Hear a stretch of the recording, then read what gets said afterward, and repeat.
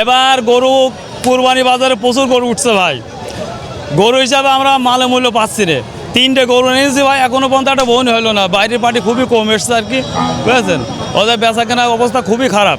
কুরবানির জন্য গরু ভালো একটা গরু পুষেলাম। গরু পোষাতে মেলায় খরচ, হালকা কিছু লাভ হয়েছে। গরু জিনিসের দাম বেশি, গরু পোষার লস আছে এখন। এই মোটামুটি 1.5 লাখ 2 লাখের মধ্যে গরু নিব, কিন্তু গরু পছন্দ হচ্ছে কিন্তু দামে হচ্ছে না, এবং গরু বেচা কেনা কম এখানে, এবং আমরা যেভাবে গরুটা নিতে চাচ্ছি কিন্তু সেভাবে পাচ্ছি না। দাম খুব বেশি দাম বলতেছে কাস্টমাররা।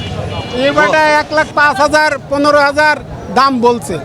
খরচ দিতে 60,000 টাকা খরচ। এখন কি করে চাষি পাইছে বলো?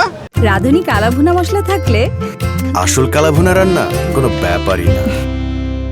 এই বছর গত বছরের তুলনায় গরুর দাম অনেক বেশি। এক একটা তাক করা হচ্ছে 3 মণের কাছাকাছি। তো যদি 750 টাকা করে মাংস ধরা হয় তাহলে 1 মণ মাংসের দাম 30,000 টাকা। সেখানে 3 মণ একটা গরুর দাম চাচ্ছে 1,35,000 1,40,000। কমানোর কথা বলতেছে অনেক কম।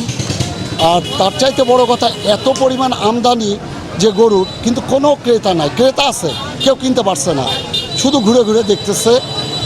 এই মাথা থেকে ওই মাথা সমানে গরু। এত গরুর আমদানি ইতিপূর্বে আমি কোনোদিনই দেখি নাই। অসুস্থ গরু যেন কেউ বিক্রি করতে না পারে, সেদিকে তারা খেয়াল রাখতেছে। আর এবছরে প্রত্যেকটা কোরবানির হাটেই বিভিন্ন ব্যাংকের বুথ থাকবে, তারা ক্যাশলেস লেনদেনের জন্য তারা উৎসাহিত করতেছে। আমরা প্রাণী সম্পদ থেকেও